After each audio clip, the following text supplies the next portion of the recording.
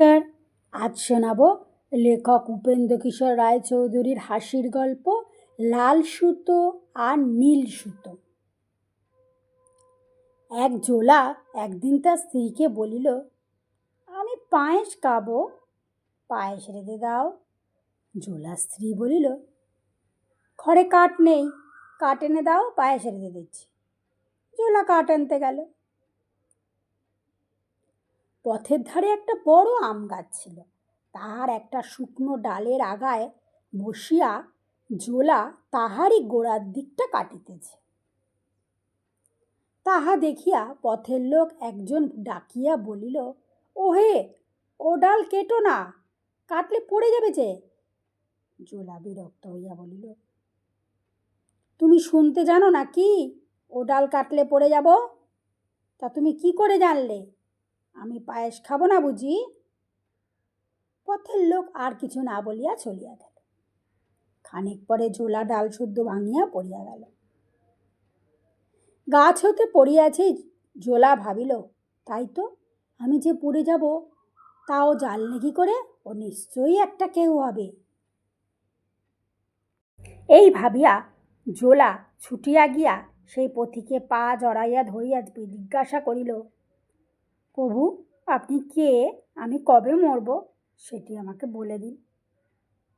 পথিক ভারী মুশকিলে পড়িল। জোলার খুব বিশ্বাস হইয়াছে যে পথিক সামান্য পথিক নয়, সুতরাং তাহার প্রশ্নের উত্তর না পাইলে তাহাকে কিছুতেই ছাড়িতেছে না।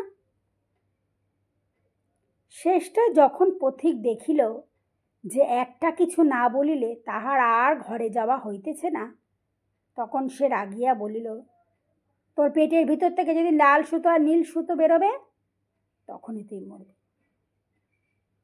কথায় জোলা সন্তুষ্ট হয়ে বাড়ি ফিরিল। এখন হয়তো জোলা ঠিক হইয়া বসিয়া আছে যে লাল সুতো আর নীল সুতো বাহির হইলেই তাহার মৃত্যু। সুতরাং রোজ পরীক্ষা করিয়া দেখে তা বাইর হইল কিনা। এইরূপ পরীক্ষা করিতে করিতে একদিন সত্যই তাহার কাপড়ে একখণ্ড লাল সুতা আর একখণ্ড নীল সুতা পাইল। আর অমনি সে চিৎকার করিয়া তাহার স্ত্রীকে বলিল, ও গো, শিগগিরি এসো, আমি মরিয়া গিয়াছি, আমার লাল সুতো আর নীল সুতো বেরিয়েছে। তাহার স্ত্রী আসিয়া দেখিল সত্যই লাল সুতো আর নীল সুতো। তখন সে বেচারা আর কি করে, জোলাকে বিছানা শইয়া কাপড় চাপা দিয়া সে কাঁদিতে বসিল। এরই মধ্যে দু চারজন জোলা বেড়াইতে আসিয়া দেখে যে জোলা স্ত্রী কাঁদিতেছে। তারপর জিজ্ঞাসা করিয়া যখন জানিল যে লাল সুতো আর নীল সুতো পাওয়া গিয়াছে, তখন সকলে স্থির করিল জোলা নিশ্চয়ই মরিয়া গিয়াছে। সুতরাং তাহার সৎকারে চেষ্টা করি দেখিতে লাগিল। ইহার মধ্যে ভারী মুশকিল দেখা দিল। পোড়ানোতে জোলা কিছুই রাজি নয়। পোড়ানোর কথা তুলতেই সে বলে, ও মা, পুড়ে যাব যে। মরিয়া গেলে তাহাকে পোড়ানো ছাড়া আর কি করা যায়? গুড় দেওয়া, কিন্তু জোলা তাহাতেও অসমর্থ। বলল, ও, দম আটকে যাবে যে। শেষে অনেক যুক্তির স্থির হইল জোলাকে গোড় দেওয়া হইবে, কিন্তু মুখখানা জাগাইয়া রাখিয়া যাইবে। জোলা তাহাতে রাজি হইল, কিন্তু সে বলিল, খিদে পেলে 4টি ভাত দিও। এইরূপ পরামর্শের পর জোলাকে গোড় দেওয়া হইল, অর্থাৎ তার মুখ জাগিয়া রইল, আর সব মাটি দিয়ে ঢাকিয়া দিল। এইরূপে সমস্ত দিন চলিয়া গেল। রাত্রিতে 4টি ভাত খাইয়া জোলা একটু নিদ্রার চেষ্টা করিল। সেই রাত্রে 7 চোর রাজার বাড়িতে চুরি করতে চলিয়াছে। চোরেরা তো আর বাবুদের মতন সদর রাস্তা দিয়ে চলে না, তারা প্রায় ঝোপ জঙ্গলের ভিতর দিয়া চলে। সেসব জায়গা অনেক সময় নোংরা থাকে। চলিতে চলিতে একজন চোর কাদার মতন কি একটা জিনিস মারাইল। সে জিনিসটা বিশ্রী গন্ধ। সে পা মুছিবার জন্য একটা জায়গা খুঁজিতে লাগল। উহার নিকটেই জোলাকে গোড় দিয়াছে। সে চোর পা মুছবি তো মোচ, সেই জোলার মুখে গিয়া মুছিতে লাগিল। ঘষার আর গন্ধের চোটে জোলার ঘুম ভাঙিয়া গেল। সে রাগিয়া বলিল, ও, তোমার কি চোখ নাই? চোর আশ্চর্য জিজ্ঞাসা করিল, তুই কি রে? জোলার বলিল, আমি জোলা। এখানে কি করছিস? আমি মরিয়া গিয়েছি, আমার লাল সুতো নীল সুতো বেরিয়ে আছে, তাই আমাকে গোট দেওয়া হয়েছে। একথা মুনিয়া চোর খুব হাসিতে লাগিল। তারপর তাহাদের একজন বলিল, একে আমাদের সঙ্গে নিয়ে চল। চোরেরা জোলাকে বুঝাইয়া দিল যে তাহার মৃত্যু হয় নাই, আর তাহাদের সঙ্গে গেলে পেট ভরিতে খাইতে পারবে। জোলা জিজ্ঞাসা করল, কী খাওয়াবে? পায়েস? চোরেরা বলিল, হ্যাঁ পায়েস, চল। পায়েসের কথা শুনিয়া জোলা কোনো আপত্তি না করিলে চোরেরা তাকে উঠাইয়া লইয়া চলিল।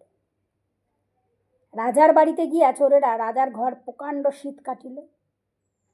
তারপর জোলাকে ওই শীতের ভিতর ঢুকিয়া দিয়া বলিল, রাজার মাথার মুকুট নিয়ে আয়। রাজার খাটে মশারি টানানো ছিল। তাহা দেখিয়া জোলা ভারী আশ্চর্য হইয়া গেল। সে মশারি চারিদিকে ঘুরাইয়া কোথাও তাহার দরজা দেখিতে পারিল না। চোরদের নিকট ফিরিয়া আসিয়া বলিল, হলো না, ওর ভিতরে একটা ঘর আছে কিন্তু দরজা নেই। চোরেরা বলিল, দূর বোকা, ওটা মশারি, ঘর নয়, ওটাকে তুললে দেখলি না কেন? জোলা আবার ঘরের ভিতর গেল। এবার জোলা মশারি তুলিতে অনেক চেষ্টা করিল, সেটাকে নাড়িতেও পারিল না, কারণ সে খাট শুদ্ধ ধরিয়া টানাটানি করিয়াছে। সে আবার ফিরিয়া আসে বলিল, না ভাই, ওটা বড্ড ভারী। আরে এমন গাধার দেখিনি, তুই বুঝি খাট শুধু তুলতে গেছিলিস? শুধু ওর কাপড়টা টানতে হয়।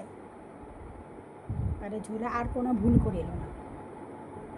মশারি কাপড় ধরিয়া টানিতে সেটা উঠিয়া আসিল। ভিতরে খুব উঁচু গদির উপরে রাজা শুয়ে আছেন। তাহার গায়ে ঝালর দেওয়া অতিশয় পুরু লেপ দেখিয়া ঝোলার ভারী দুঃখ হইল। সে ভাবিল, বুঝি রাজাকে গোট দেওয়া হয়েছে। এরও লাল সুতো নীল সুতো বেরিয়েছিল নাকি? ঝোলা যত ভাবে ততই আশ্চর্য হয়, আর তত তাহার জানিতে ইচ্ছা করে রাজা মশাইয়ের লাল সুতো নীল সুতো বাহির হইতেছিল কিনা। শেষটা এমনই হইল, খবরটা তাহার না জানিলেই নয়, সুতরাং সে ঠেলিয়া জাগাইল। আর তিনি চোখ মেলিবা মাত্র জিজ্ঞাসা করিল, লাল সুতো নীল সুতো বেরিয়েছিল? ইহার পরে একটা মস্ত গোলমাল বাঁধিয়া গেল। রাজবাড়ি সকলে জাগিয়া গেল। 7 চোর ধরা পড়িল, তার সঙ্গে ঝোলাও ধরা পড়িল। পরদিন বিচার। ঝোলা আগাগোড়া সকল কথা খুলিয়া বলিল। লাল সুতো নীল সুতোর কথা, গোট দেবার কথা, চোরের পা মুজিবার কথা, পায়েসের কথা, কিছুই বাকি রইল না। বিচারে 7 চোরের উচিত সাজা হইল, আর ঝোলাকে পেট ভরিয়া উত্তম মধ্যম পায়েস খাওয়ানো হলো, খাইয়ে বিদায় দেওয়া হলো। নমস্কার, গল্প পাঠ এখানেই শেষ হলো। পরের দিন আসবো নতুন আরেকটা গল্প নিয়ে। আজকে আসলাম, সকলে খুব ভালো থাকবেন।